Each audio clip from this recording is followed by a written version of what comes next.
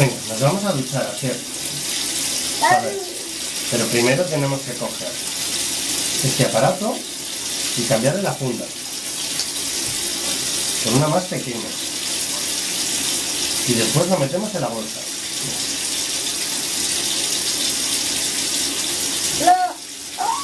Sí, si no se moja. ¿Sabes? ¿No oímos? Claro. Vamos a dejar el aparatito aquí y abrimos la bolsa, que está dura. Ya está. Y ahora a meterlo. A ver. Por aquí, por aquí, por aquí, por aquí. Al revés. A ver. Por aquí, por aquí, por aquí, por aquí. Sube la parte redonda, la otra parte la metemos y ya casi está. Mira, ya está. Y ahora cerramos. Tiene que hacer clic, clic, y cuando ya hemos cerrado, lo pegamos. Ya está. Ahora solo hay que quitarse el bañador. Y digo, el bañador, ¿qué bañador? Estamos tontos. Hay que quitarse el pañal.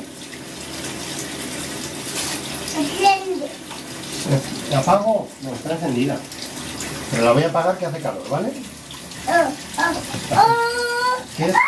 No, no se chilla. Se dice, papá, quiero que la enciendas otra vez. No quiero que la apagues. No. Enciende, por favor. Enciende, por favor. Enciende, por favor. Pantalón. Así. Pantalón. Muy bien. A ver, Pantalón. dame el pañal. Pantalón. A ver, hondo, si está lleno de pis. Si está lleno de pis, pesa mucho. Mira, mira cuánto pesa.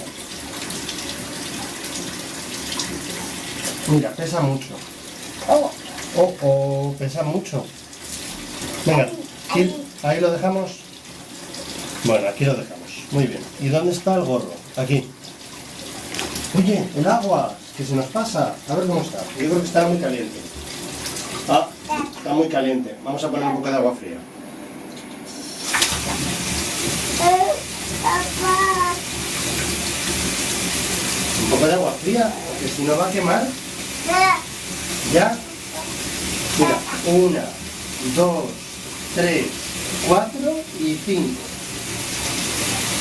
Así. Venga, vamos a apagar la cámara.